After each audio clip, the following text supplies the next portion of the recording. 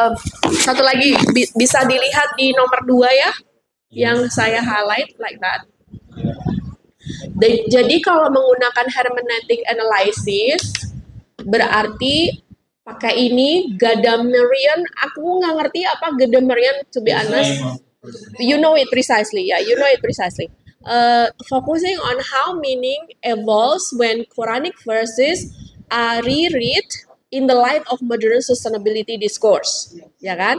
And then this allows exploration of how Islamic ethical principle provide normative guidance for reasonable consumption. That's a very good. Ini yang tadi saya bilang kan. And then also useful for bridging religious texts and the contemporary sustainability ethics. So use this hermeneutic analysis or discourse analysis. Saya share ini ke Mbak Kandi supaya Mbak Kandi bisa kirimkan, di-share ke Bapak Ibu semua ya. Oke. Ini kelompok berikutnya, Mbak. Baik. Keren banget ya untuk kelompok PAI 1. Nah, kelompok ya. Silakan kelompok PAI 1 boleh tunjuk kelompok berikutnya.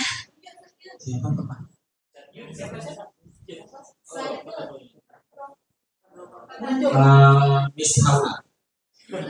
Bahasa grupnya. Kelompok bahasa 1 apa 2? Bahasa 1 di atas ya. Baik, ini ya kepemimpinan wanita di lembaga pendidikan Islam, analisis peran, benar ya?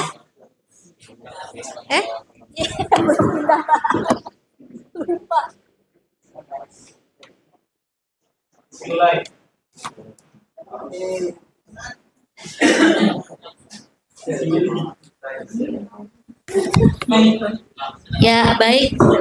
Ya, ini ada beberapa reviewnya ya, silakan bisa langsung dijawab, Miss Yuli mungkin.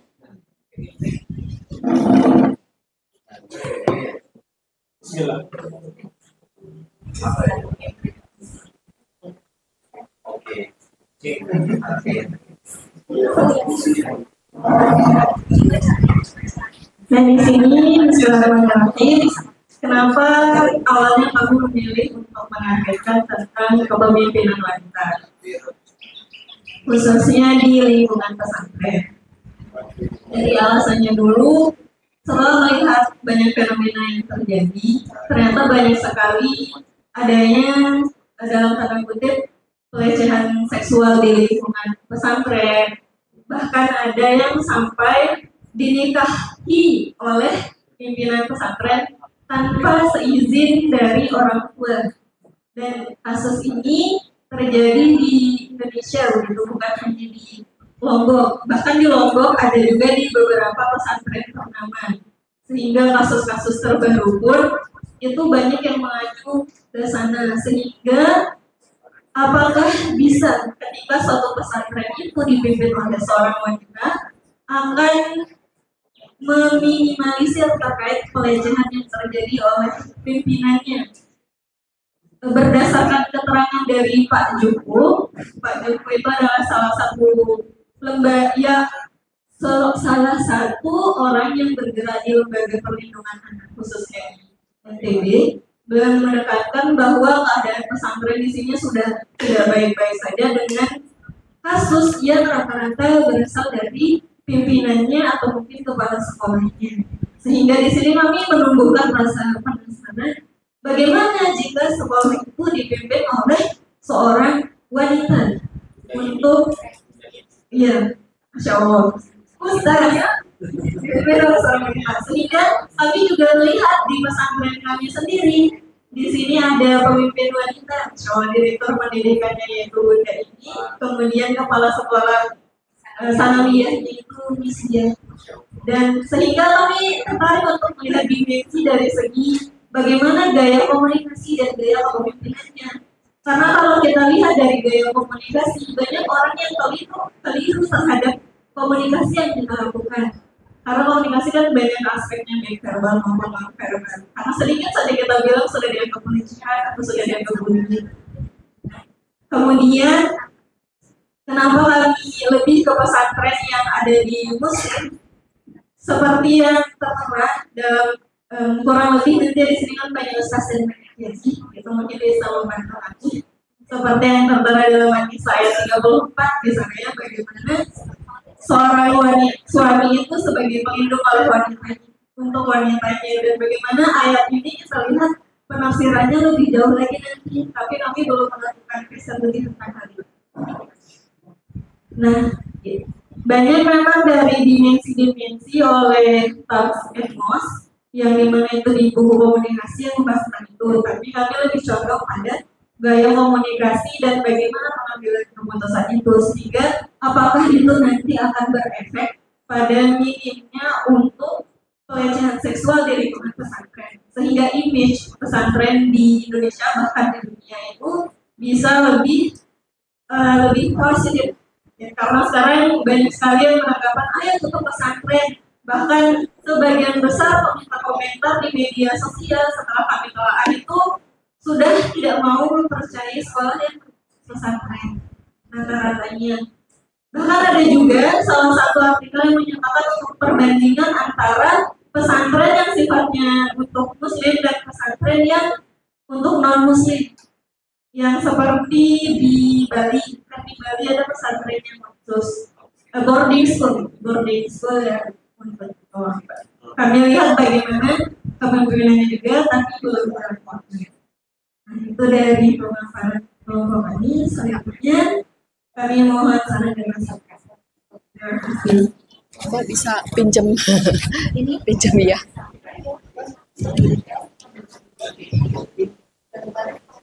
Aduh, maaf ya Mbak. Oke, Teteh, jawabannya tuh penjelasannya sudah menjawab semua yang jadi aku tanyain ya. Udah siap banget Jo. Jadi udah nggak ada lagi pertanyaan yang lain. Aku nggak ada pertanyaan yang lain, tapi aku mau kasih saran, boleh? Ya. Oke, saranku adalah ini. Ada mahasiswa aku yang dulu pernah meneliti dengan menggunakan female leadership atau women leadership. Kan di situ aku tulis ya bahwa sebaiknya menggunakan konsepnya adalah female leadership atau woman leadership. Itu akan menjadi judul yang bagus, misalnya female leadership in a very patriarchal context. Tuh, gitu kan?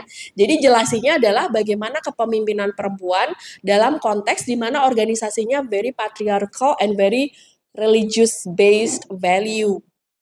Dan pesantren itu adalah religious based organization kan?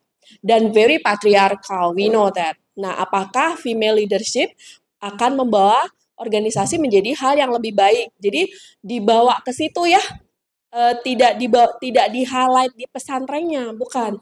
Tapi di-highlight bahwa dalam sebuah organisasi yang pendidikan, school, learning, very patriarchal, very faith-based, ternyata kepemimpinan perempuan bisa jadi lebih baik. So that's the argument.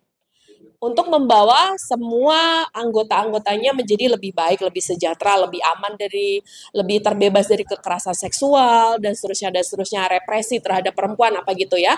Nah, untuk konsepnya bisa menggabungkan antara konsep-konsep tentang bagaimana misalnya Islamic value melihat kepemimpinan perempuan. Which I doubt there's any. Tapi ada ya. Iya. Ya, boleh gitu. Atau kalau mau pakai Western konteks, maka saran aku adalah pakai bukunya Ibu Sheryl Sandberg ini. Dia menulis bukunya tentang Lead In, Women, Work, and Will to Lead.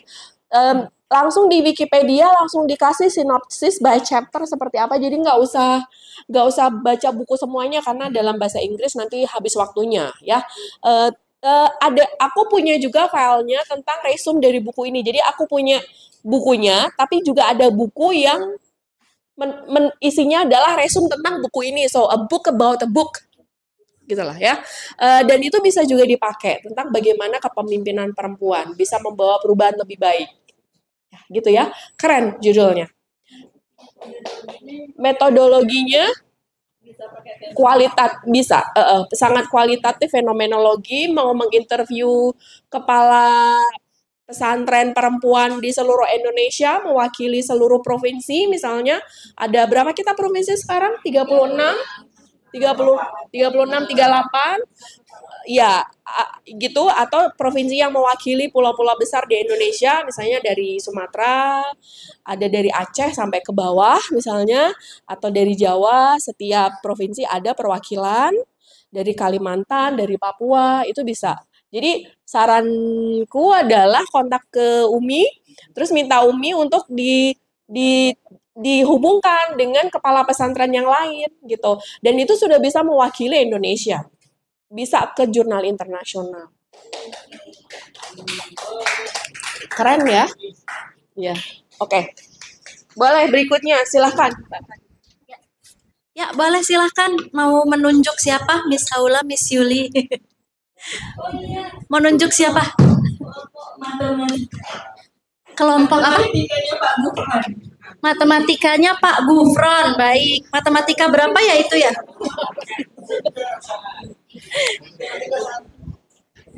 Matematika 1. Mana ya? Bentar. Enggak apa-apa, Mbak. Silakan. Mana dia ya? Sosial bahasa PAI. Terima kasih atas Sains 3. kepada kelompok kami. Sains 3 khusus semuanya matematika di sini. Ya, sekarang belum mendadak. Baik, di sini kami berawal dari kegelisahan di tim matematika atas nilai matematika anak, khususnya di Papsi ini. Sangat kalau Misyuri bilang Masya Allah sekali matematika. Waktu itu kami berasumsi bahwa di sini apa mungkin waktu belajar matematikanya kurang. Jadi kita ingin sementara kita lihat bahwa mungkin di China atau di Korea seperti itu mereka belajarnya sampai bahkan sampai malam untuk. Namun asumsi umum yang bisa kita peroleh di sini tentu semakin lama belajar maka hasilnya akan baik. Tapi kita lanjut lagi ke mendapat faktor-faktor lain seperti kualitas belajarnya gimana, motivasi belajarnya gimana, metode belajar dan kondisi psikologis siswa itu sendiri. Untuk risetnya sendiri atau penelitiannya sendiri, di sini kita punya 2 variabel yang kita temukan, dan di sini tentu riset kuantitatif. Nanti hasil belajar ini mungkin kita akan ukur dari nilai rapot atau nilai ulangan matematikanya. Jika mungkin nanti bisa kita pakai di statistik atau di regresi untuk menguji pengaruhnya. Itu mungkin yang dapat kami sampaikan. Atau mungkin mohon arahannya. Terima kasih. Baik, terima kasih Mas, Bapak. Di situ sudah aku tulis ya bahwa ukuran-ukurannya lebih sederhana.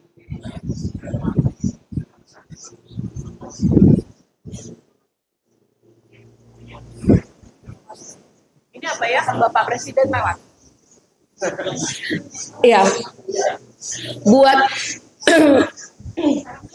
Mbak dan Mas yang lain, pertanyaan-pertanyaanku adalah pertanyaan-pertanyaan yang nanti mau diukur pakai apa gitu ya.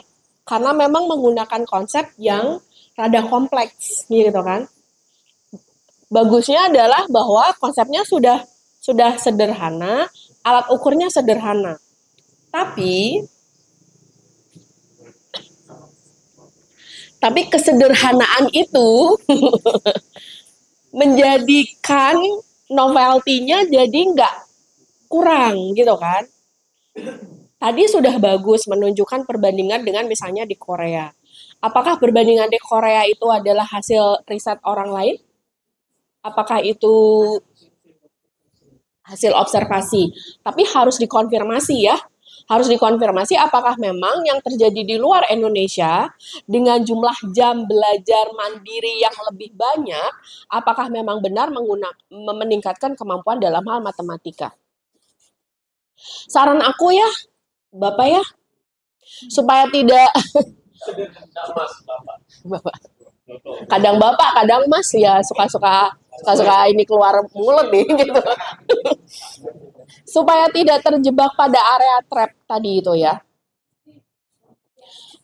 Kalau yang aku pahami gini sih, Indonesia itu di mata internasional nilai PISA kita sangat-sangat rendah. Jadi harus, kan gitu ya, tadi saran aku juga buat kelompok yang lain adalah harus menangkap ini sebagai fenomena yang global. Ya kan? Bahwa ada negara-negara yang lain juga, ini tuh bukan cuma masalah jadi ini tuh bukan cuma masalah di Indonesia saja, tapi juga masalah di negara yang lain yang punya nilai PISA yang rendah. Gitu kan? Bagus karena sudah melakukan observasi dan komparasi dengan negara yang lain, contohnya Korea Selatan, dan memang Korea Selatan itu nilai PISA-nya sangat tinggi. Nah, apakah nilai PISA yang tinggi itu akibat dari jumlah belajar mandiri ya, bukan di kelas, terhadap matematika yang lebih banyak, gitu kan? Nah, jadi framing isu ini tidak hanya terjadi di pesantren, tidak hanya terjadi di Indonesia, tapi ini adalah isu global. Dengan melakukan riset ini, jadi bisa supporting argumentasi bahwa iya, kalau mau nilai PISA-nya bagus, sebuah negara, maka jam belajar matematikanya ditambah. Makin sakit perut aku. Mohon maaf ya. Sebagai orang yang nggak suka matematika, totally gitu. Aduh, nggak bisa mikir. Udah sakit perut aku kalau disuruh belajar matematika. Bisa jadi bukan belajar matematika, nanti kelompok jadi bisa menemukan bahwa untuk bisa mencapai nilai PISA, terutama matematika yang lebih tinggi, bukan hanya jumlah jam yang ditambah, tapi misalnya metode pengajaran matematika ditambah, dan seterusnya. Ini side information. Yang aku pahami di Korea Selatan, kenapa nilai PISA mereka tinggi-tinggi, para orang tua itu kalau di Korea Selatan, it's very Asia, kirim ke les-lesan. Bisa jadi memang benar ya, dikirim ke les-lesan kan berarti nambah jam belajar. Bisa jadi begitu ya. Tapi sebagai orang yang sulit berhubungan dengan bahasa matematika dan bahasa angka, kalau lihat angka tuh nggak tertarik deh, kecuali warna merah-merah, nggak merah-merah di uang ya, gitu. Gitu ya. Jadi supporting argumen itu bahwa konsepnya di framework untuk bahwa ini bukan masalah di Indonesia saja, tapi ini adalah masalah di negara-negara dengan nilai PISA yang rendah. Jadi di awal ketika ngomongin nilai matematika rendah tadi, Masya Allahnya itu jangan Masya Allah di PAMSI aja ya gitu ya, tapi bahwa itu adalah isu global, nilai PISA yang rendah, dan nilai PISA itu menunjukkan kemampuan matematika, logical understanding gitu ya. Sip. Mau menunjuk siapa? Baik, terima kasih. Oh, boleh tepuk tangan dulu ya buat kelompok Sains 3. Silakan berikutnya mau menunjuk kelompok mana? Kayaknya tinggal 2 lagi ya. Pak Didit, boleh silakan. Pak Didit tuh kelompok apa ya? Sosial 1. Siapa yang belum?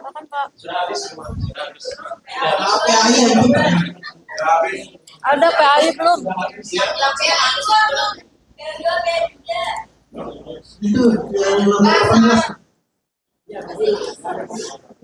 18. Oh, yang 4 ya? Yang bahasa Sasak ya? Ya, silakan.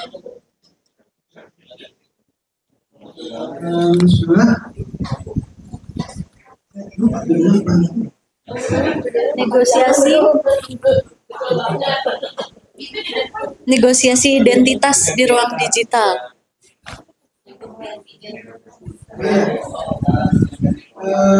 Baik, saya banyak dan ini tim saya Pak Sulhan sama Bu Ratu. Pak Pasma kalau enggak Ratu. kami mengambil tema SDGs 11 itu disebutkan citizen communities. Adapun judul yang kami angkat adalah negosiasi identitas di ruang digital, analisis hermeneutik bahasa sastra Gen Z sebagai refleksi penerimaan budaya di tengah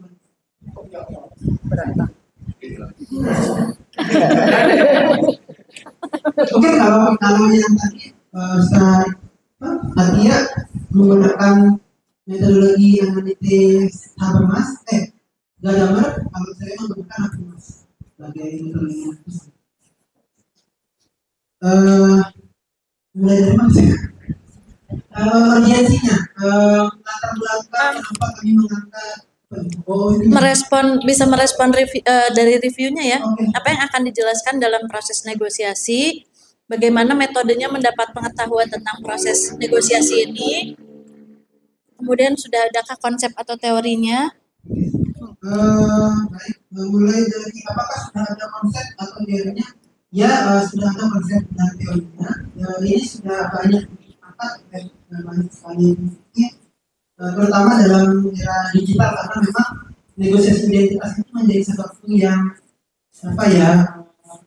agak bias kadang-kadang di era digital, karena seseorang punya bisa 1, 2, 3 bahkan bermacam-macam identitas dalam digital. Jadi ketika mereka terjadi social construction, tarikan-tarikan identitas antara masyarakat itu terjadi karena ada pengelompokan, karena ada juga sampai terbawa ke dunia nyata. Nah, akhirnya identitas ini perlu dinegosiasikan dengan baik. Nah, biasanya umumnya bahasa daerah itu menjadi salah satu yang punya sifat lentur dalam memberikan negosiasi identitas. Kenapa? Karena bahasa itu sifatnya saling menyerap, berasimilasi terhadap satu dengan yang lain. Makanya bahasa-bahasa yang ada sekarang adalah bahasa-bahasa yang bisa menyerap bahasa lain. Misalnya kayak di Inggris sudah sekarang menyerap bahasa Indonesia karena bahasa Indonesia sudah populer sebagai universitas bahasa Indonesia di Thailand, di Eropa, di Australia, lebih banyak jurusan bahasa. Karena tidak lagi ada apa tadi di apa yang istilahnya ada ikatan hubungan antar bilateral. Dia itu menjadi identitas yang penting. Maka saya melihat fenomena budaya atau bahasa itu menjadi satu hal yang sangat identik dengan sebuah kebudayaan atau bahasa dalam sebuah bangsa. Dalam hal ini generasi, karena generasi itu bukan lagi kita harus bilang, oh ini saya orang Indonesia, mereka bisa saja punya Belanda juga Belanda. Bahkan sekarang misalnya pencetus atau pembuat kamus bahasa kasar itu bukan orang kasar, malah yang mereka yang kuliah di Unram Universitas Mataram mengambil jurusan pertanian, tapi karena harus berasimilasi dengan masyarakat sekitar, harus memahami budaya, jadi dia membuat kamus bahasa Sasak. Atau misalnya lagu-lagu sekarang Tabole Bale atau apa yang banyak menggunakan bahasa daerah lalu diserap menjadi bahasa Indonesia oleh generasi Gen Z, tapi memang tidak masuk ke dalam dalam konteks kamus atau bahasa baku, tapi mungkin nanti kalau pertanyaan selanjutnya, maaf saya tidak bisa. Tadi yang dijawabkan apakah sudah ada konsep atau teori ya? Terus ini apakah yang akan dijelaskan adalah proses negosiasi? Tadi pertanyaannya. Terus bagaimana metodenya untuk mendapatkan pengetahuan tentang proses negosiasi? Oke, pertama dari proses apa yang akan dijelaskan?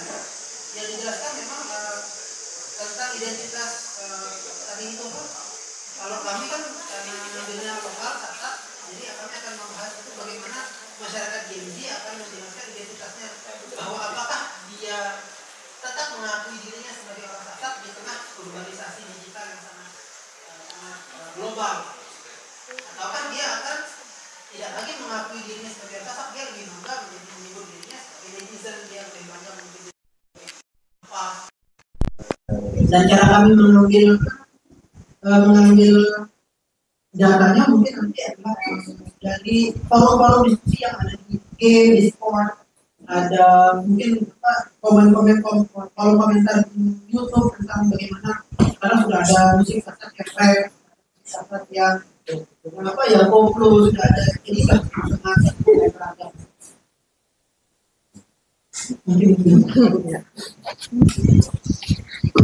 Kayaknya aku yang kurang cerdas deh. Gini, ini saya memposisikan diri sebagai audience. Nanti yang akan, kalau papernya sudah jadi, disubmit ke jurnal, nanti oleh editor jurnalnya akan diberikan ke reviewer.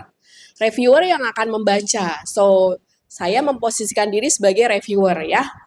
Dan juga saya memposisikan diri sebagai pembaca dari paper yang nanti badan Mas ini akan tulis nanti kan gitu. Nah, gini, pemahaman reviewer kalau mendengar kata negosiasi, maka di kepala kami berarti ada konflik. Konfliknya konflik apa? Nggak terjelaskan. Konflik identitas kah? Identitas konflik itu berarti identitas yang mana dengan identitas yang mana dengan identitas yang mana berkonflik. Terus konfliknya apa? Sehingga perlu dinegosiasikan. Terus negosiasinya seperti apa? Itu satu. Terus ada lagi kalimat refleksi penerimaan budaya. Apa? Mau ngomongin penerimaan budaya aja? Terus ngomongin lagi tadi bahasa. Itu budaya dan bahasa. Di mana hubungannya? Jadi dengan mohon maaf duluan ya, mohon maaf duluan ya. Mohon maaf dulu. Dengan membaca judul ini, si reviewernya akan gini, seperti anak saya kalau saya lagi pakai baju apa gitu kan, saya nanya ke anak saya, "Nak, how do I look?" gitu kan, "How do I look?" gitu. Terus dia bilang, "Bunda, there's so many things going on in here." gitu. Jadi sama juga saya akan berkomentar seperti itu. So many concept in here, so many things going on in here, dan kalau kita riset, itu kita harus bisa sesederhana mungkin, gitu. Kemarin waktu di mobil yang antar saya ya, Mas ya, katanya, saya punya 3 variabel, Mbak. Wow, keren banget. Mana kemarin ya yang nganterin? Oh iya, punya 3 variabel kemarin itu, dan baru 1 variabel loh saya gunakan. Masih ada 2 variabel yang lainnya. Nah, ini juga begitu. Mas, mungkin untuk sekarang, satu-satu dulu aja deh. Tidak usah banyak-banyak. Jadi mau ngomongin apa nih? Mau ngomongin gimana Gen Z suku Sasak kah? Gitu. Penerimaan bahasa Sasak pada Gen Z di Lombok kah gitu. Itu kan, itu aja. Terus nyambung nanti ke metodenya, bagaimana bahasa-bahasa Sasak dipakai oleh Gen Z dalam conversation mereka di sosial media. Mungkin itu bisa dianalisis. But then again, area trap. Ya kan, area trap. Karena nanti akan ngomong, so what dengan Lombok? So what dengan Gen Z-nya suku Sasak? Gitu kan? Seperti yang tadi aku bilang, harus di-frame bahwa ini adalah isu global. Gitu kan? Mungkin nge-frame-nya berarti adalah identitas lokal clash dengan identitas tadi yang disebutkan, identitas sebagai netizen, merasa bagian dari dunia ini gitu. Nah, itu aja yang dibahas duluan. Nggak usah banyak-banyak ya. Bingung yang reviewernya nanti. Reviewernya capek nanti kembaliin tol aja dulu lah gitu ya. Jangan sampai reviewernya merasa putus asa terus merekomendasikan tolak gitu, jangan. Ya, jangan. Sebaiknya sesederhana mungkin, lalu oleh reviewer dibaca. Reviewernya 2 orang nanti kan. Reviewer pertama nanti bilang, "Oh, ini bisa dianalisis pakai topik ini ya, pakai konsep ini," baru nanti ditambahkan. Reviewer yang lainnya, coba ditambahkan analisisnya pakai konsep ini, baru nanti ditambahkan, gitu. Saran aku ya. Oke? Jadi didiskusiin lagi yang mana dari semua tadi itu. Mungkin tadi itu 3 section kok. 3 ide riset yang jadi satu mungkin tadi itu ya. Ada bahasa Sasak, identitasnya, budaya, terus apalagi tadi, bahkan mungkin 4 loh. Kalau aku dengerinnya, makanya tadi bilang kayak aku yang nggak pinter deh. Kebanyakan. Ya, kan? Thank you, Mbak. Baik, boleh kasih tepuk tangan dulu ya untuk sosial 1. Berarti yang belum siapa ya? Ini yang aku jomblo. Yang aku jomblo siapa ya?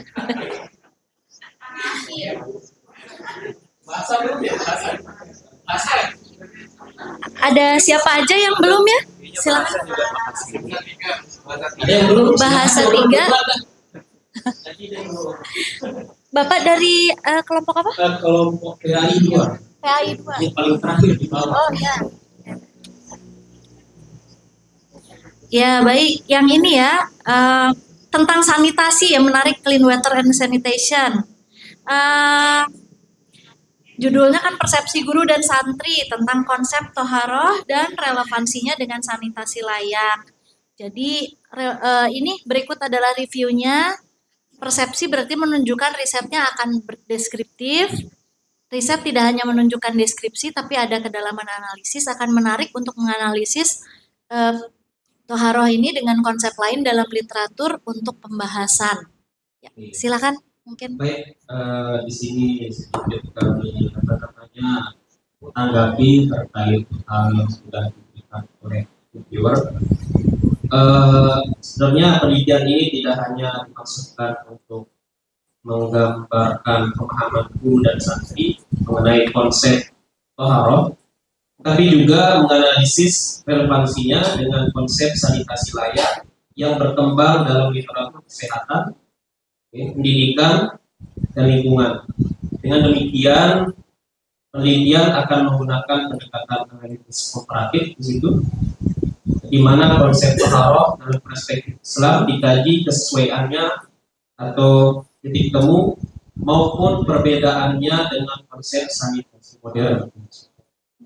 Selain itu, penelitian ini juga berupaya menemukan kontribusi nilai-nilai toharoh yang sudah diajarkan di kelas pastinya terhadap penguatan perilaku hidup bersih dan sehat di lingkungan pesantren. Dengan cara ini, hasil penelitian diharapkan tidak hanya bersifat deskriptif, tetapi juga memberikan kedalaman analisis teoritis dan praktis. Itu seperti itu. Udah siap nih. Aku lagi nggak konsentrasi tadi. Boleh nggak diulang? Ini diulang. Oke. Siap mendengarkan. Diulang. Maaf. Oke, mungkin singkat ya.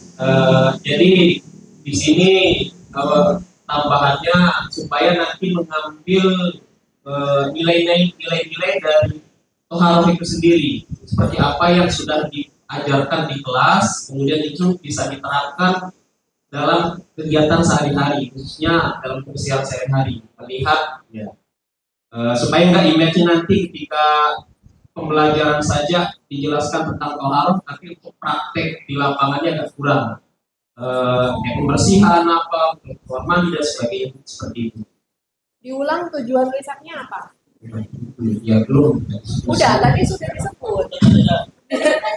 Sudah disebut tadi. Diulang persis aja yang tadi.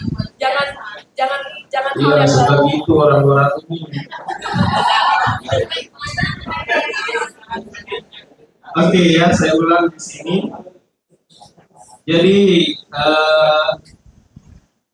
penelitian ini tidak hanya dimaksud untuk menggambarkan pemahaman guru dan santri mengenai konsep toharoh itu sendiri, itu, tetapi juga menganalisis relevansinya dengan konsep sanitasi layak. Oke.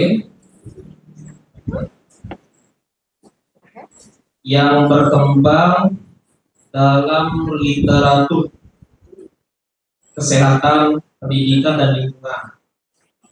Dengan demikian, penelitian akan menggunakan pendekatan analisis komparatif. Analisis komparatif. Jadi membedakan ini. Kok di compare langsung disambungnya? Komparasinya dengan apa? Iya. Dengan kebersihannya. Analisis komparatif. Perbedaannya dengan konsep sanitasi modern. Iya. Berarti apakah seperti ini ya Pak? Kalau yang saya tangkap berarti jadi yang mau dilihat adalah apakah setelah mempelajari toharoh itu, terus kemudian sekolah dan saya nggak tahu murid, guru dan santri mempraktekkan itu, apakah kemudian dibandingkan hasilnya jika kemudian dibandingkan dengan konsep dengan bagaimana kalau itu maksudnya kalau konsep sanitasi yang dari barat gitu, seperti itu kah? Seperti itu. Bapak kan tadi sudah mendengarkan misalnya contohnya ke kelompok yang IPA 1 ya. Kan tadi saya tanya apakah akan melakukan classroom action research. Apakah Bapak juga akan melakukan classroom action research? Sepertinya. Gimana? Tapi kebayang nggak kalau melakukan classroom action research untuk topik sanitasi layak? Artinya, sebentar, kalau ini tadi classroom action research-nya apa ya? Topiknya tadi ya? BBA, belajar bersama alam. Pakai classroom action research. Oke, mungkin dia gampang kalau mau melakukan analisis. Sebentar. Kalau kelompok ini mau melakukan analisis komparatif, mungkin bisa gampang ya, karena berarti akan ada kelompok atau kelas di mana diajak belajar menggunakan pendekatan bersama alam. Ada kelompok yang lain nggak diajak bersama alam, berbasis bersama alam gitu ya. Nah, buat Bapak kalau misalnya mau melakukan analisis komparatif kan berarti harus punya kelas yang berbeda. Satu menerapkan toharoh, ada satu yang menerapkan toharoh, ada yang lain tidak. Tapi mereka menggunakan fasilitas WC yang sama. Iya, jadi kalau ini dari sisi metodologi aja ya, it's impossible menggunakan metode komparatif. Kalau komparatifnya adalah mau melakukan action classroom. Kan tadi kan saya karena itu ya. Tapi kalau yang dimaksudkan adalah menggunakan konsep Western concept, saya pakai contoh tadi responsible consumption. Itu kan Western concept. Sementara dalam Islam ada sebenarnya Islamic value yang mirip dengan itu, tapi tujuannya sama sebagai responsible consumption. Nah, berarti ini juga begitu. Konsep toharoh itu kalau di dalam konsep barat tuh apa namanya? Apakah itu sanitasi yang sehat? Sanitasi yang sehat gitu kan? Dan kalau sanitasi yang sehat itu apa? Kalau gini, sepemahaman aku ya, kalau buat orang bule-bule itu, sanitasi yang sehat itu artinya adalah dry bathroom. Kering, nggak ada tetesan-tetesan air. Kalau mereka jijik malah kalau ada tetesan air. Whilst for us, orang Indonesia, Asia, Muslim, we are water-based bathroom. Semuanya tuh basah pokoknya gitu ya, terus ada air ngalir gitu. Completely different dengan kebiasaan orang bule. Apakah itu yang dimaksud? Mau membandingkan itu? Iya, tapi kita bisa menunjukkan, bisa berargumentasi gitu ya, bahwa bule-bule, kalau lu bilang sanitasi yang layak itu ya, kamu pup terus kamu cuman di-wipe pakai tisu, jorok gitu ya. Sementara kita yang water based, kita bisa menunjukkan secara hygiene kenapa kita perlu membasuh diri setelah BAB BAK gitu ya, karena memang itu untuk kesehatan.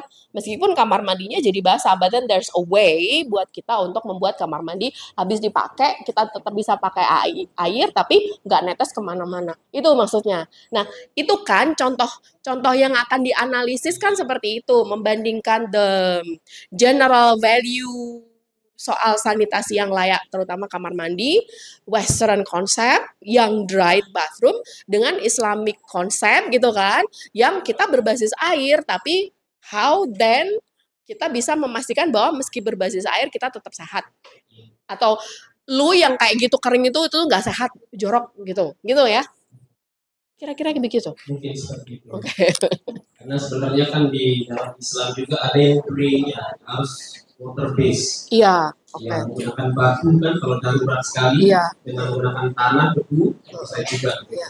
Tapi tetap aja habis itu kan perlu mandi ya, gimana gitu. Iya, Ya, tapi kita kira-kira harus- begitu. Kebayang ya yang mungkin akan dianalisis kalau kita menggunakan topik sanitasi yang layak ini, Oke, gitu. Ya. terima kasih. Siapa yang belum?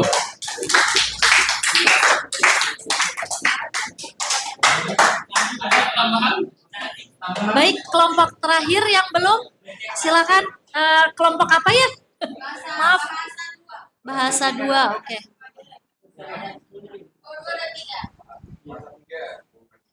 Oh, bahasa 3 berarti yang ini ya. Oke. Kenapa dia? Ya, untuk ini Bu Nanti dan teman-teman semua, kami dari bahasa 3 ngambil tema dari SD 10 tentang reduce inequalities, tentang apa namanya, pengurangan kesenjangan. Kami merasa ini sangat relevan bagi kelompok kami, melihat secara pengalaman saya pribadi dan beberapa teman kami juga pernah mengalami bukan diskriminatif ya, tapi tidak inklusif. Apa ya? Kalau bahasa yang kita ambil adalah pemerataan kan, yang bukan di hanya di situ pemerataan terhadap akses layanan bahasa di layanan publik bagi kelompok marginal dan disabilitas di Kota Mataram. Saya rasa semua teman-teman juga pernah melihat tentang tidak meratanya. Merata yang kita maksud ini adalah inklusivitas bahasa dalam pelayanan publik. Jadi pelayanan publik yang kita miliki terutama di Kota Mataram itu masih jauh dari kata inklusif bagi teman-teman kaum marginal dan disabilitas. Banyak tenaga-tenaga pelayan publik yang tidak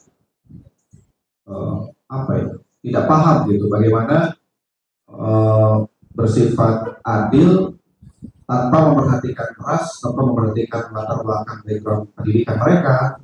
Misalnya kita lihat di puskesmas gitu.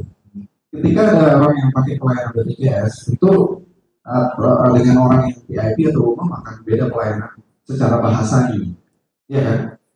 Beda gitu. Jadi itu yang bagi kami menarik, tidak adilnya, tidak inklusifnya pelayanan bahasa di ruang publik bagi kelompok marginal dan disabilitas. Ya, dan tentu tujuan dari penelitian ini adalah menganalisis tingkat pemerataan akses bahasa dalam ruang publik Kota Mataram dan mengidentifikasi hambatan linguistik yang dihadapi kelompok marginal dan disabilitas. Dan kami kata penelitiannya kualitatif dan teknik pengumpulan datanya nanti kita wawancara atau pendekatannya melalui studi kasus, bisa juga dengan mengambil data melalui wawancara atau FGD dan sebagainya. Bagi kami itu menarik. Itu aja yang bisa kami sampaikan dari kelompok 3. Terima kasih.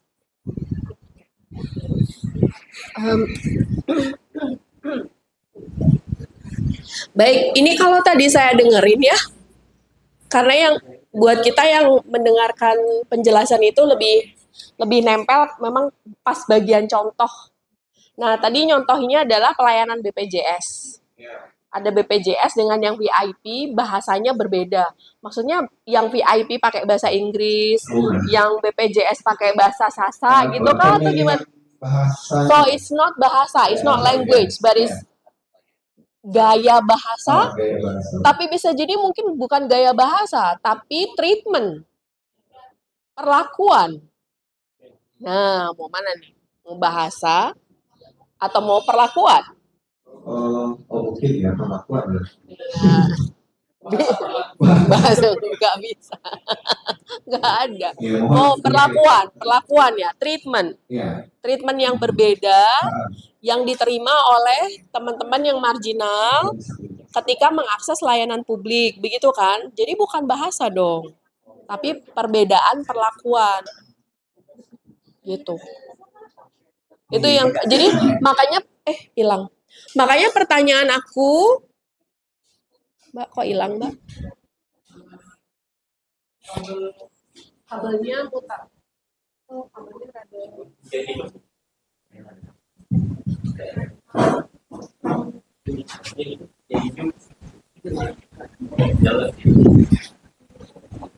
Kan pertanyaanku begini, kalau topiknya adalah peran bahasa dalam pembelajaran inklusif dan peningkatan kualitas pendidikan, maka kami yang membaca, kelihatan di situ ya, maka kami yang membaca akan bertanya, ini tuh bahasa ini apakah bahasa Indonesia sebagai bahasa nasional, atau bahasa Inggris sebagai bahasa asing, atau bahasa Sasak sebagai bahasa lokal, atau bahasa Arab malah.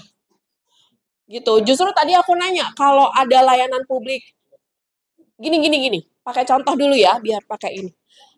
Di negara, misalnya pakai contoh di Jepang. Di Jepang itu, di balai kotanya, informasi. Yang hijau itu yang di bawah. Oh, bukan yang pink ya? Ini ya? Ini? Yang di atas kabur orang. Oke. Untung dia tadi. Oke, baik. Maaf. Pemerataan akses bahasa dalam layanan publik bagi kelompok marginal dan disabilitas Kota Mataram. Ini pertanyaan saya sama. Memeratakan bahasa apa? Dah, sederhana gitu. Memeratakan bahasa Arab? Bahasa Indonesia. Memeratakan bahasa Indonesia. Ya. Tapi bukankah layanan publik itu kalau di Mataram pun masih tetap menggunakan bahasa Indonesia? Artinya di disabilitas juga ada bahasa isyarat juga itu. Maksudnya kan. Oke, berarti yang diratakan proses bahasa apa? Tetap aja ditanya begitu. Iya. karena kalimatnya memeratakan akses bahasa. Kami menjadi mungkin bukan pemerataan ya. Oke, baik. Oke. Bahasa dalam layanan publik ini ya, inklusivitas ini. Apa ya baca? Sama aja mungkin pemerintah atau inklusivitas mungkin sinonimnya sama. Beda tuh kata ibu guru beda. Ya. Kalau begitu gimana ya Bu Tuti? Ini karena kelompok bahasa ya. Jadi di sini kepala kayak kata bahasa tuh harus keluar gitu ya kayaknya ya. Nggak harus begitu sih. Kita lebih baik membebaskan pemikiran kita dari kotak-kotak itu ya biar nggak terperangkap. Jadi akhirnya sebenarnya kita nggak mau ngomongin bahasa sih. Cuman karena kita kelompok bahasa jadi harus ada bahasa gitu kan. Karena kalau ngomongin pemerataan akses bahasa, artinya ada bahasa yang harusnya semua orang menggunakan bahasa itu, tapi nggak ada usaha untuk meratakan. Pertanyaan aku, apakah di Kota Mataram pakai bahasa Inggris layanannya? Enggak kan, tetap pakai bahasa Indonesia kan. Maka yang mau diratakan bahasa yang mana nih? Apakah bahasa Arab?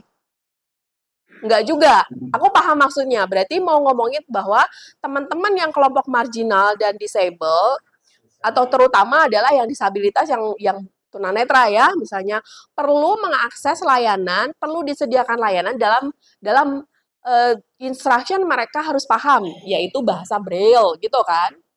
Ya iya, ngomonginnya tentang inklusivitas.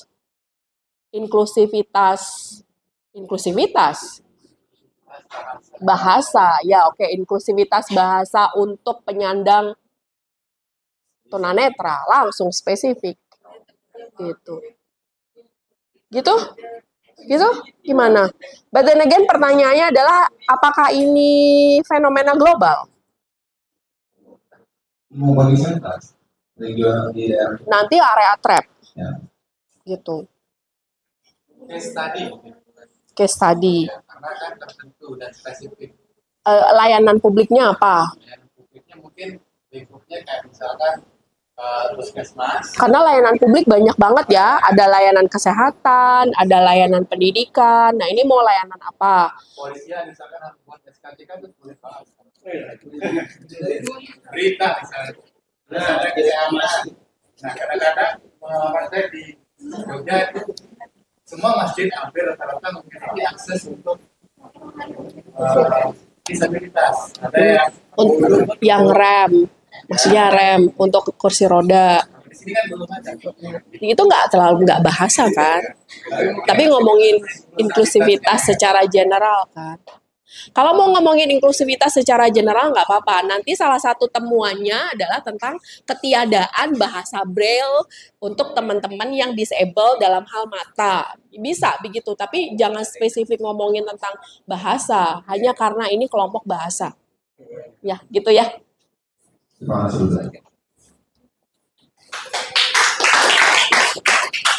Ya, adakah kelompok yang belum?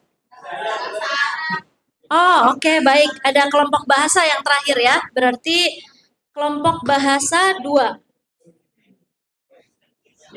Peran penguasaan bahasa Arab. Benar yang ini? Oh ya. Baik, silakan. Ini ya. Berikut adalah reviewnya. Ada 2 judul ya. Peran penguasaan bahasa Arab dalam mendukung kualitas pendidikan dan daya saing global. Oke, bismillahirrahmanirrahim. Assalamualaikum warahmatullahi wabarakatuh. Terima kasih atas kesempatannya. Walaupun yang terakhir, insya Allah ini menunjukkan waktu akan berakhir. Sebenarnya judul yang di depan itu adalah termasuk judul yang kagetan ya. Judul yang mohon maaf sebelumnya kami bertiga berkelompok tidak pernah berkumpul secara langsung, tapi tadi sedikit obrolan kami terkait dengan penelitian ini karena mengingat dari apa itu SDG mana ya? SDGs peran bahasa dan pembelajaran inklusif dan peningkatan kualitas pendidikan.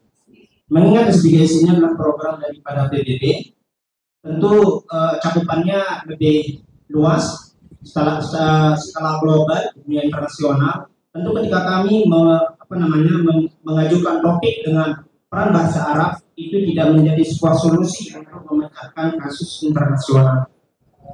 Maka sedikit tadi kami diskusikan, judul yang coba kami sepakati ulang itu adalah peran penguasaan bahasa komunikasi. Kami menggunakan bahasa komunikasi dalam mendukung kualitas pendidikan. Jadi peran penguasaan bahasa komunikasi dalam mendukung kualitas pendidikan dan apa ini? Daya saing global. Nah, kenapa kami memilih bahasa komunikasi tidak memilih bahasa asing? Karena pada diri saya pribadi, asing tidak mesti harus asing itu luar daripada kita, tapi persepsi saya pribadi yang namanya asing itulah sesuatu yang tidak mudah dikenal, sesuatu yang kaku, tidak mudah dipahami, tidak bisa dipahami secara sederhana. Nah, itu bagi kami asing, sehingga dalam penyelesaian kasus-kasus skala global maupun internasional maka diperlukan bahasa komunikasi. Mengingat ada beberapa orientasi pembelajaran bahasa itu diantaranya orientasi profesionalitas, akademis, dan orientasi religius. Dan kami lebih kepada orientasi profesionalitas. Sebagai orang yang berorientasi profesionalitas, tentu arahannya menjadi menjadi diplomat atau menteri luar negeri dan sebagainya, yang skalanya lebih luas. Mungkin yang bisa saya sampaikan. Terima kasih atas waktunya. Assalamualaikum warahmatullahi wabarakatuh. Baik, Bapak, ini pertanyaan saya akan sama. Ini nggak apa-apa ya kita ketemu? Oke. Ya, ini saya pertanyaannya akan sama karena Bapak menggunakan istilah yang sangat spesifik bahasa komunikasi. Tadi saya sudah kasih contoh ya, kalau mau mendiskusikan tentang reformasi birokrasi, diskusi-diskusi di literatur tidak bicara soal birokratik reform. Bicaranya sebutannya adalah administratif reform. Nah, yang dimaksud oleh Bapak sebagai bahasa komunikasi itu apa? Iya, kalau di konsep kan kita memang harus baca duluan ya. Standing in the shoulders of giants. Yang literaturnya apakah bahasanya adalah communication language communication? Ya, bahasa komunikasi yang kami maksudkan itu adalah bahasa yang bisa menyelesaikan bahasa yang menjadi solusi, bahasa yang menjadi jembatan, atau bahasa sebagai negosiasi dan lain sebagainya. Pergi ke Google Scholars, ketik language communication. Apakah ada konsep itu? Ini Bapak menggunakan bahasa komunikasi itu adalah konsep yang spesifik yang mau digunakan untuk melakukan analisis. Tidak bisa kita tiba-tiba menggunakan istilah kita sendiri dengan definisi kita sendiri. Kita harus standing on the shoulders of giants. Yang lalu-lalu kalau mau ngomongin tentang bahasa ini tuh mereka menggunakan istilahnya apa? Again, saya nggak bisa menggunakan istilah bureaucratic reform. Yang dipahami oleh peneliti-peneliti sebelumnya, istilahnya yang dipakai adalah administrative reform. Mohon maaf ya, jangan sakit perut loh ya. Gitu. Jadi dicoba dicarikan oleh Mbak. Nggak ada. Tidak. Nggak. Coba klik language and linguistic. Ya, itu. Klik Google Scholars. Ya. Ketik di situ language communication. Language communication. Nggak ada, Pak. Language communication nggak pernah berdiri bareng-bareng. They're not meant to be together. Sorry, mereka nggak, bukan suami istri. Selalu ada penghubungnya. Penghubungnya selalu ada and, language and communication. Atau apa? Language to communication. Gitu, nggak boleh. Ya, jadi sebenarnya tema ini terinspirasi dari maksudnya bahasa isyarat. Bahasa isyarat termasuk bahasa yang tidak resmi, artinya bahasa yang mungkin tidak dijadikan sebagai sebuah penelitian. Tapi bahasa isyarat itu adalah raja daripada sekian bahasa. Artinya orang yang tidak bisa berbahasa pun ketika dia berisyarat, maka itu menjadi bahasanya. Gini, biar jelas. Kelompok ini tujuan risetnya mau apa? Nah, gitu aja. Tujuan risetnya mau menghasilkan apa? Tujuan risetnya mau menghasilkan untuk saling memahami, saling mengerti. Oke, bukan. Dibantu kelompok lain. Ya, tujuan risetnya apa? Tujuan riset. Jangan awalnya. Saya nggak mau dengar latar belakang masalah. Tujuan risetnya mau apa? Peran dari bahasa. Kita mau fokus ke bahasa Arab. Oke, ya udah bahasa Arab aja, nggak usah pakai dikasih flower dekorasi yang nggak penting ya. Oke, bahasa Arab. Oke, terus peran dari mempelajari bahasa Arab itu untuk secara global. Kan kita di PAMSI ini kalau bahasa Inggris kan sudah biasa. Kita mau cobain yang bahasa Arab, apakah bisa langsung ke luar negeri, gimana peran dari bahasa Arab keluar negeri. Bukan kualitas pendidikan. Peran bahasa Arab dalam meningkatkan kualitas pendidikan. Kita mau mengamati aja atau menganalisis gitu sebenarnya. Apakah peran bahasa Arab yang dipelajari oleh santri di sini, khususnya bahasa Arab, apakah bisa berkualitas ketika nanti di luar atau bisa lanjut ke luar negeri ke hasil apa? Baik.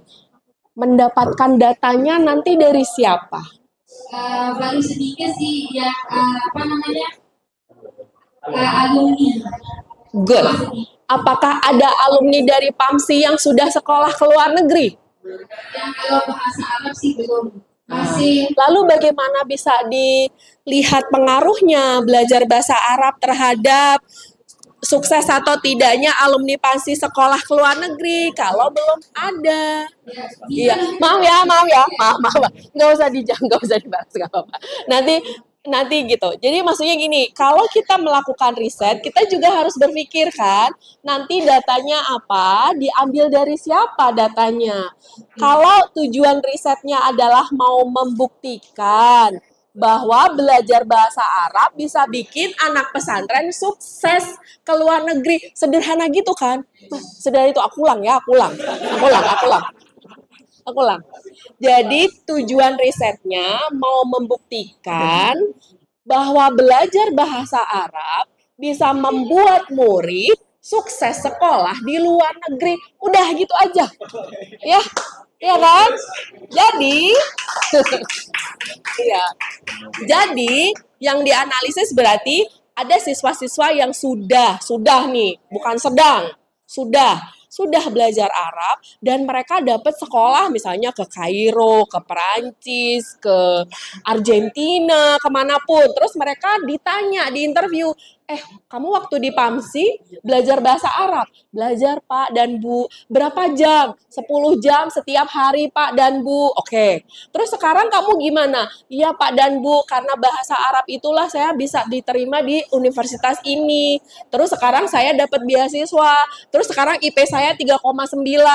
That shows evidence, bukti bahwa belajar bahasa Arab bisa meningkatkan kualitas pendidikan. Yang ditanya siapa lagi? Sekali lagi yang ditanya siapa? Alumni. Alumni yang sudah apa? Sudah sekolah ke luar negeri. Dan kalau ada? Kalau nggak ada, kita yang masih dalam negeri, gimana? Nggak bisa. Kan tujuannya mau membuktikan bahwa belajar bahasa Arab jadi keterima sekolah di luar negeri. Kalau yang dipilih di interview yang sekolah di dalam negeri, nggak bisa membuktikan riset itu. Ya, soalnya cepat kemarin Tidak apa-apa. Tapi Mbak dan Mas semua jadi belajar sedikit tentang logik kan. Jadi riset itu logik, kita mau membuktikan apa?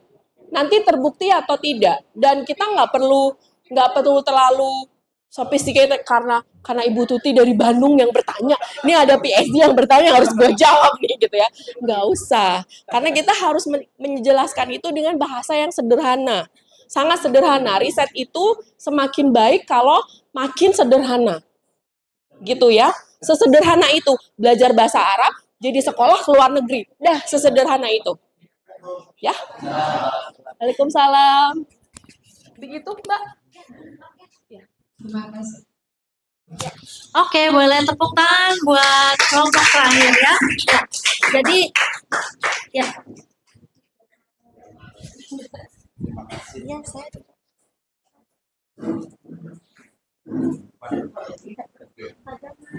Apa kabar? Alhamdulillah Pak.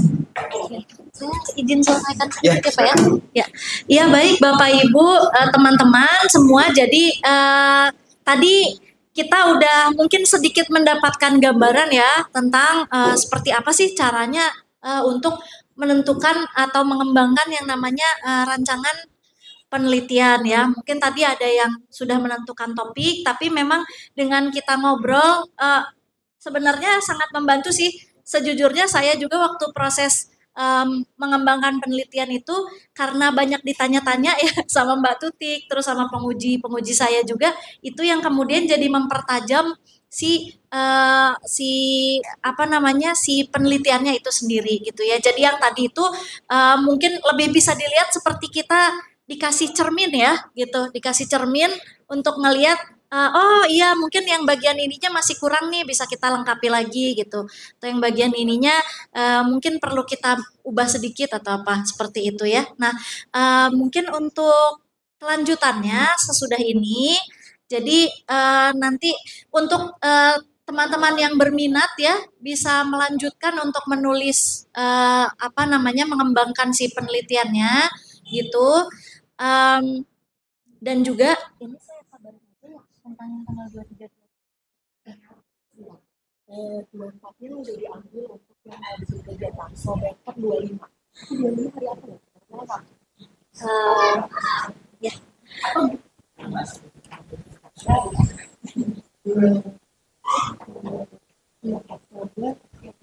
24 Jumat. Habis Jumatan oke? Sorry. 25 Sabtu tuh ada ini ya. Sabtu itu biasanya mereka ada cuma setengah hari, terus ada kayak meeting sekolah gitu sih. Berarti tanggal 24. 24-nya udah pakai kaji.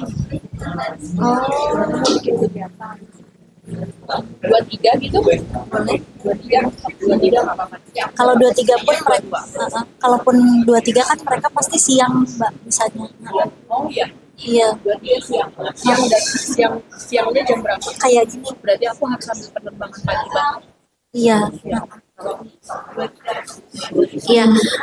Baik, nah buat teman-teman semua yang nanti berminat ya untuk melanjutkan penulisannya, itu ini ada tawaran untuk tindak lanjut ya. Jadi teman-teman bisa melanjutkan penulisannya, terus mungkin nanti bisa ditulis kalau pengen dapat masukan-masukan lagi juga bisa nanti dikirimkan secara online seperti kemarin gitu ya.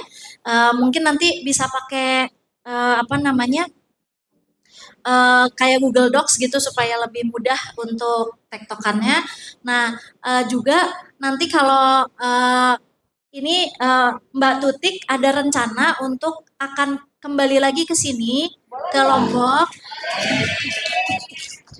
Ya pada di tanggal 23 Oktober ya Mbak ya.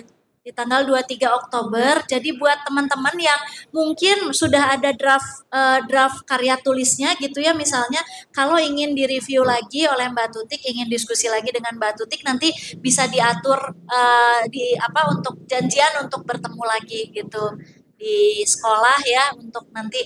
Jadi benar-benar mungkin untuk yang berminat saja ya, jadi tidak bersifat memaksa.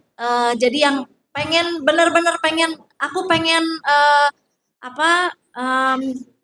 pengen kirim apa pengen sampai jadi karya tulis dan bisa dikirim ke jurnal gitu ya. Itu bisa di apa namanya? Bisa bisa ngobrol lagi, bisa diskusi lagi dengan Mbak Tutik. Seperti itu kira-kira ya. Jadi nanti mungkin saya koordinasi sama Kak Di aja ya untuk siapa yang pengen melanjutkan, siapa yang mungkin saya belajarnya aja gitu ya. Seperti itu juga tidak apa-apa ya Bapak Ibu, mengingat beban maksudnya kan punya pekerjaan lain gitu. Siapa tahu tidak ada waktunya gitu. Seperti itu. Jadi tidak memaksa, tapi jika yang berminat nanti saya koordinasi lagi dengan Kak Di gitu. Ya, mungkin seperti itu saja. Kalau dari saya, terima kasih banyak teman-teman semua sudah hadir di sini dan mungkin saya kembalikan lagi ke MC-nya ya, Miss. Oh iya. Ya, sudah dikirim.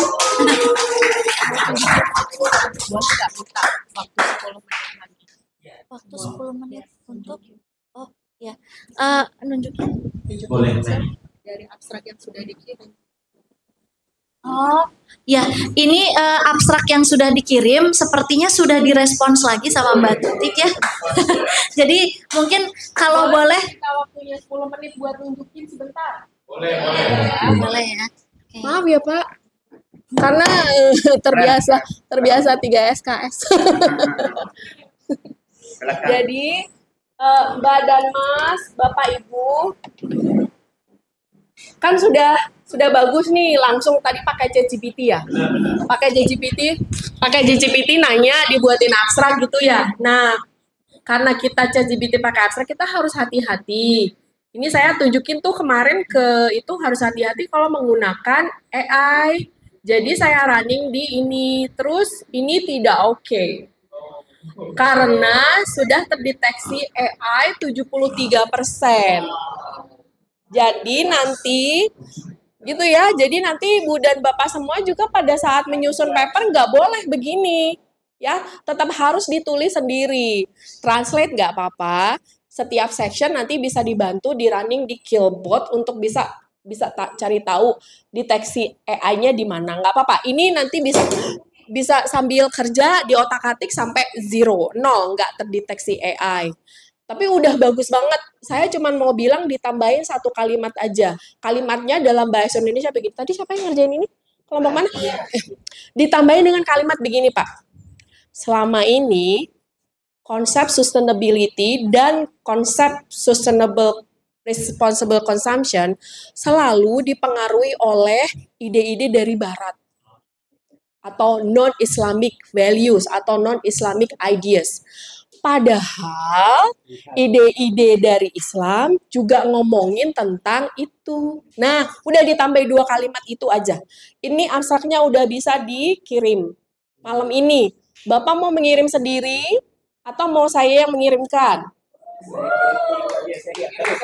Atau mau Mbak Tani yang mengirimkan? Saya mengirimkan. Ya, baik. Oke, kalau begitu. Nah, tapi nanti ditambahin kalimat itu ya. Bapak masih ada waktu 10 menit bersama saya di sini kita. Semua boleh pulang, tapi kelompok ini stay sama saya 10 menit ya.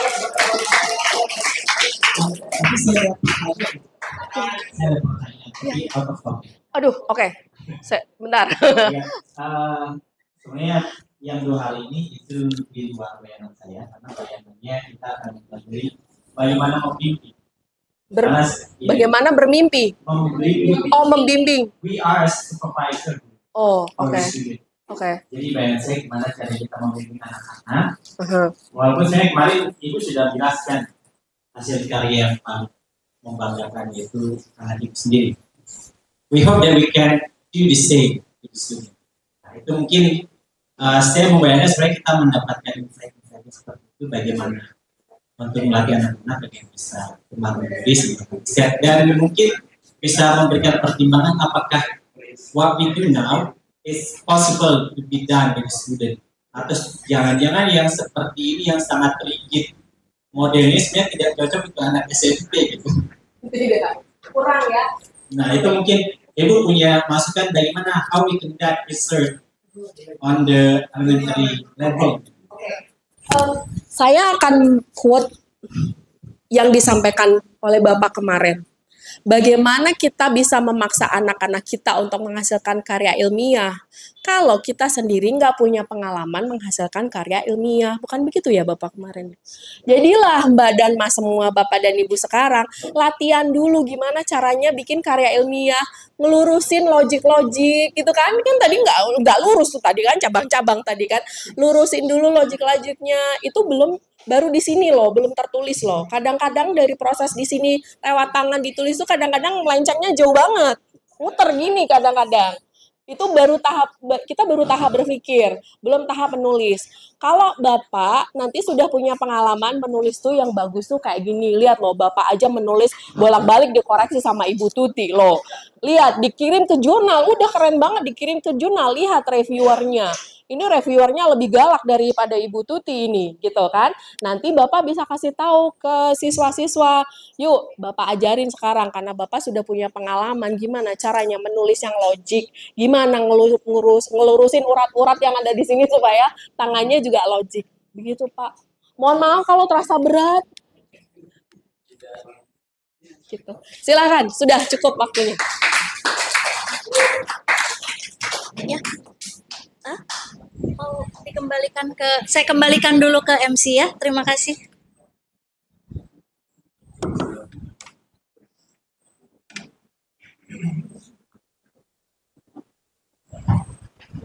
Baik, gimana materinya Ustazah? Menarik kan? Menarik, tapi semoga bisa jadi pelajaran bagi saya biar bisa lebih semangat untuk risetnya. Nah, terima kasih juga kami ucapkan kepada Ibu Tuti sama Ibu Kandi yang telah menyampaikan materi dan bimbingannya. Dan acara selanjutnya itu adalah sambutan penutupan yang akan disampaikan oleh pemimpin yayasan Haji Dr. Jamaludin Abdullah. Kebanyakan dipersilakan. Baik, terima kasih. Bismillahirrahmanirrahim. Assalamualaikum warahmatullahi wabarakatuh. Bapak Ibu ini termasuk orang yang beruntung. Gak banyak loh orang yang melayani kayak gini nih. Orang kalau sibuk seperti beliau udah susah. Dosen aja kepada mahasiswanya susah, Bu.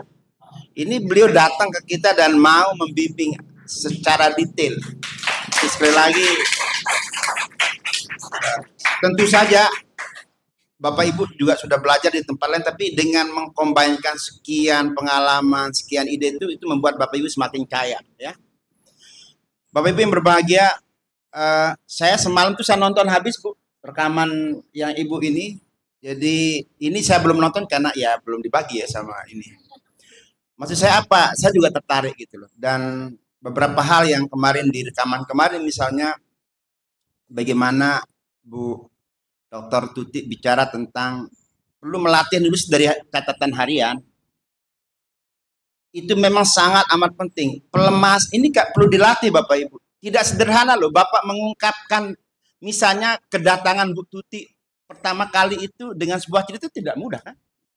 Bagaimana kesannya, langkah beliau digambarkan, bagaimana beliau berbicara, itu kan perlu latihan. Jadi kalau Bapak Ibu berlatih mengungkapkan apa yang Bapak Ibu rasakan setiap hari, itu akan membantu Bapak Ibu mengungkapkan apapun. Ini persoalan bagaimana menerjemahkan apa yang ada di otak kita, ya. Dan catatan harian itu menjadi latihan penting.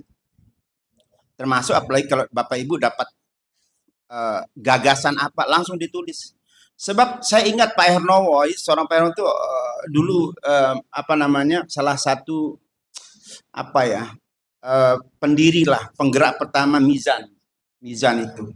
Beliau cerita, jadi ketika saya dimanapun, bahkan ketika saya nyopir tiba-tiba ide datang, saya berhenti, saya tulis. Sebab Bapak Ibu, ini rezeki yang kita nggak sangka-sangka kapan dia keluar. Kalau kita nggak jaga cepat-cepat, nggak kita catat, itu akan hilang begitu saja. Tadi apa ya? Saya kayak dapat ide bagus tadi itu. Tapi karena kita nggak catat, itu dia hilang begitu saja. Padahal itu ide itu keren banget itu. Kita saya dapatkan gagasannya. Tapi kita nggak tulis langsung. Itu nanti beberapa hari kemudian, kemarin saya apa yang saya pikirkan itu. Dan kita menyesal banget itu. Karena kehilangan momentum. Jadi Bapak Ibu, ini penting sekali. Dan saya sudah membuktikannya. Saya, kalau Bapak Ibu tahu, sebenarnya yang jadi novel, jadi buku Batasa itu semua jadi catatan harian aja. Baca satu ayat, terus dapat ide, terus udah tulis aja. Nanti kita baca tafsir, kembangin lagi, akhirnya menjadi sebuah tulisan. Dan itu yang oleh Hernowo itu disebut sebagai ruang privat Bapak Ibu. Ruang yang memang hanya Bapak Ibu nggak usah merasa akan salah atau gimana, nggak, tulis saja gitu loh. Nanti ketika kita akan masuk ke ruang publik, akan dibaca orang, baru kita pertimbangkan ulang. Nah, tetapi ketika dia menjadi tulisan catatan pribadi, ya terserah mau dicoret sana sini, mau dia salah benar, itu persoalan lain. Yang penting kita sudah mengikat apa yang kita pikirkan. Dan saya kira apa yang beliau kemarin sampaikan itu luar biasa. Dan hari ini saya kaget juga itu. Waduh, keren banget ini ya. Beliau mau menyediakan waktu langsung salah satu tadi test case Ustadz Atkia langsung dikomentari. Dan tapi memang benar Bu ya. Sekarang Turnitin itu Bapak Ibu itu sudah ada cek AI checkernya. Jadi ketahuan itu kalau ini dia, karena tetap aja AI itu punya pola bahasa yang sudah bisa salah satu yang paling gampang itu terlalu bagus kadang, nggak ada kesalahan, nggak ada titik, semua benar. Nggak ada namanya typo kalau pakai AI. Dan itu saya lihat kemarin anak-anak yang kemarin field trip itu, saya ada beberapa anak, ini kok keren banget sih Ani nulis deh. Ketahuan banget dia pakai AI. Saya bilang, kalian jangan pakai AI dah. Saya bilang, tulis aja apa adanya. Kok indah banget tulisannya kan? Ini, keren. Tapi saya tahu siapa dia, kita tahu siapa dia kan? Nah, jadi Bapak Ibu, ini juga, dan Bapak Ibu yang penting Bapak Ibu yang berbahagia. Niat kita itu menguatkan saraf-saraf otak kita. Menulis itu adalah mungkin bisa dikatakan satu-satunya jalan Bu ya, untuk mengatur, melatih otak kita berpikir secara logis dan berkembang. Kemarin ini seperti kata beliau, scrolling itu tidak selalu jelek. Nah, saya pernah scrolling, dapat satu statement dari seorang dosen Harvard University. Ketika Harvard dipertanyakan, kenapa sih harus masih ada tulisan-tulisan tugas assignment itu? Apalagi sekarang kan? Dan beliau menjawabnya, hanya itu cara membuat orang berpikir. Hanya dengan menulis yang bisa membuat orang berpikir. Nah, karena itulah Bapak Ibu, anak-anak juga demikian. Bapak Ibu harus sensitif tuh. Ketika dia terlalu bagus itu ketahuan dia bukan dia deh. Dan tolak, nggak bisa. Jangan sampai anak-anak kita hari ini masih, kan ini masalah saat dia melatih ya. Era mereka latihan, jangan sampai otaknya itu kemudian sudah terkontaminasi dan nggak bekerja dia. Kerjaan dia hanya ngedit. Editor sama penulis beda lah. Karena menulis itu dia dari nol, dia harus berpikir sana sini. Dan tadi sudah disampaikan oleh Bu Tuti tentang proses itu, dan sekali lagi itu sangat luar biasa Bapak Ibu. Dan kita berterima kasih, ini menjadi satu pengalaman yang luar biasa. Dan Bu Tuti, saya yang terima kasih atas nama lembaga, atas nama semuanya, terima kasih sudah mau berbagi. Tentu Bu Kandi juga yang sudah menjadi provokator agar kegiatan bisa di sini ya, Bu, makasih banyak. Dan kami sangat senang dan berbahagia kalau Ibu tetap mau membimbing, mendampingi. Karena gini Bapak Ibu, terutama Bu Tuti atau Bu Kandi, mungkin hari ini tidak banyak lah, mungkin bahkan satu-satunya pesantren, apalagi kita bicara pesantren, bahkan madrasah, nggak tahu juga sekolah itu kan kelompok, itu namanya riset itu kan, yang benar-benar semua anak itu wajib riset. Mungkin kita satu-satunya Bu, yang setiap anak harus pakai riset, itu nggak ada. Nggak, ini serius Bapak Ibu, boleh tepuk tangan. Dan karena itu kelas-kelas semacam ini menjadi penting. Dan ini yang membuat anak-anak kita berpikir dengan sangat maksimal dan tertata rapi pelan-pelan, insya Allah ya. Saya kira itu yang dapat saya sampaikan. Saya pribadi mohon maaf Bu atas hal yang kurang berkenan selama ini. Mungkin penyambutan kami dan lain-lain sebagainya, mohon maaf ya adanya kayak gini ya. Tapi saya lihat Bapak Ibu juga luar biasa semangat ya, mendapatkan wawasan dan pelatihan dari beliau berdua. Semoga ini menjadi jembatan silaturahmi kalau dalam bahasa kami, jembatan komunikasi, jembatan membangun hubungan yang baik dengan orang-orang yang memang punya kemampuan luar biasa dan membantu kita untuk berkembang, dan tentunya ujungnya seperti tadi anak-anak kita. Karena ya mereka lah masa depan bangsa ini ya, masa depan bahkan kemanusiaan ini. Kita tidak hanya bicara Lombok, tidak hanya bicara Indonesia, tapi kita bicara dunia saya kira. Dan jangan sampai AI itu, saya berpikir AI itu kayak fast food nanti Bu, saya nggak tahunya gitu ya. Menarik, cepat, enak, tetapi ya banyak mudorotnya itu. Makan ikan, nah, masih enak ikan ayam kampung lah kan. Dia segar dan harganya lebih mahal. Nah, hari ini kalau Bapak Ibu sudah terlalu dari awal, ini jadi persoalan. Jangan-jangan kayak pertanian kita, orang sudah pakai dunia lain sudah pakai berbagai macam teknologi, kita masih pakai nenggale, banter-banter, paling banter pakai apa itu namanya? Traktor. Kita belum bisa yang kenapa? Karena tradisi literasi kita yang tidak kuat. Nah, jangan sampai justru AI ini menjadi musibah buat anak-anak kita, karena kita sejak awal sudah tergantung. Hari ini Bapak Ibu banyak negara sudah meninggalkan bahkan PDF book, tulis tangan, printed, itu jauh lebih baik, dan terlalu banyak riset yang mengarah kepada salah penggunaan teknologi yang itu kemudian mengancam kemanusiaan itu sendiri. Saya kira itu dari saya. Terima kasih sekali lagi. Mohon maaf. Wassalamualaikum warahmatullahi wabarakatuh.